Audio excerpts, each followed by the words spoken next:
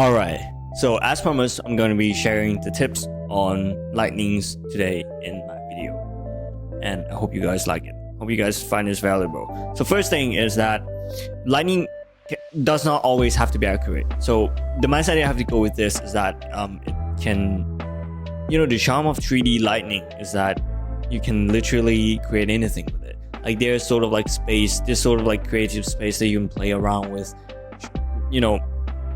Lightning is a tool, view it as a tool to help you elevate the mood, the atmosphere that you're trying to construct in your artwork, in your design work.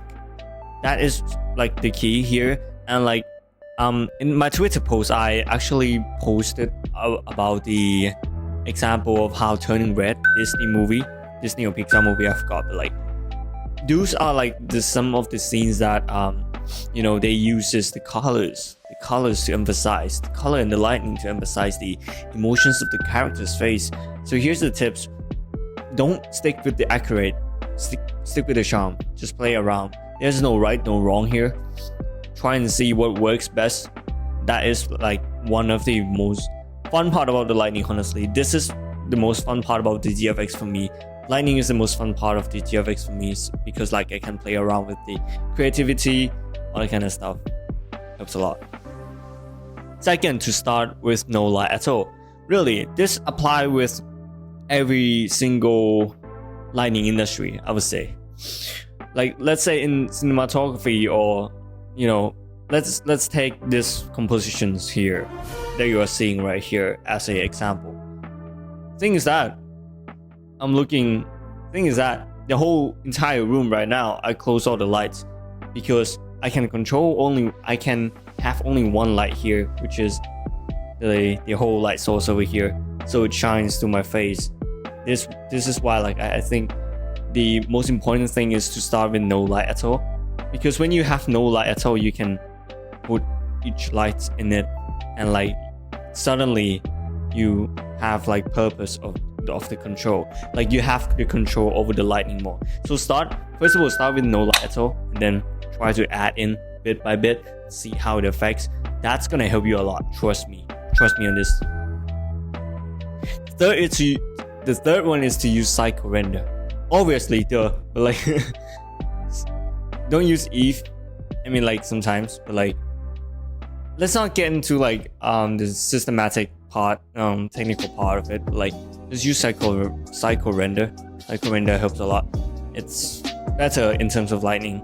Well, it's pretty obvious, but I don't want to really focus too much on the technical part because I'm not that good with it. But like use cycles render. Okay, so the fourth one is to understand the color before you understand the lighting. Damn. This one is really true, and for me though, like most of the time when you use lightning, right? Do you know how light creates? Light creates by the colors.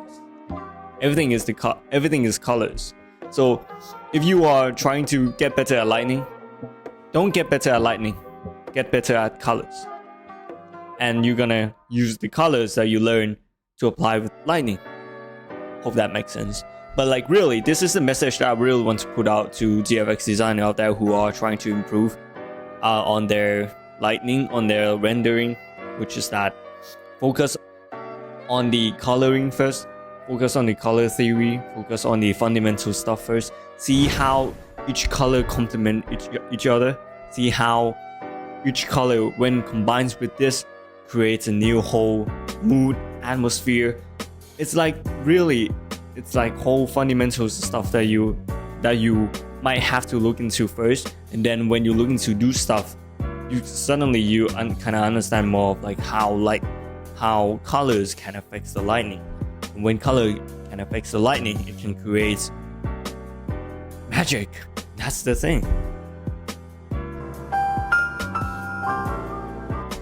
And the fifth tips is to focus on the material too. Material plays huge role in terms of lighting as well, because most of the time, right, lightning reflects, basically light and colors reflects the materials, and the materials is what you are going to see.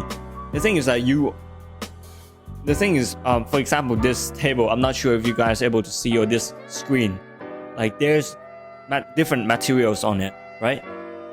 You can hear it.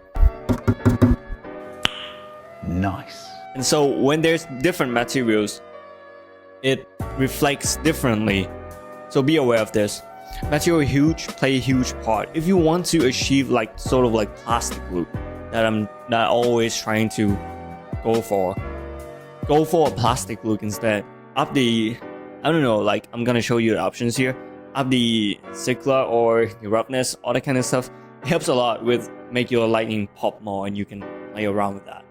Basically, materials plays huge role, so be aware of that. The sixth part is the post-production is a hacks. Post-production is really the spice, you know, the sauce, the secret sauce to help your graphics from looking undeveloped into a finished product. Because post-productions, you know, sort of like, you know, if you heard of the Lightroom camera raw feature, all that kind of stuff, or like the curves, adding some effects, adding glow here and there, those stuff is a hack. It can make your work looks, you know, spice up a little even more, you know. So yeah, that's pretty much it for the whole tips and tricks. If you guys are interested in lighting courses, I have them linked in the description below. They will be teaching you step by step on how I construct my lighting and all that kind of stuff. So yeah, check them out. So at the end of the day, you're the star. Peace out.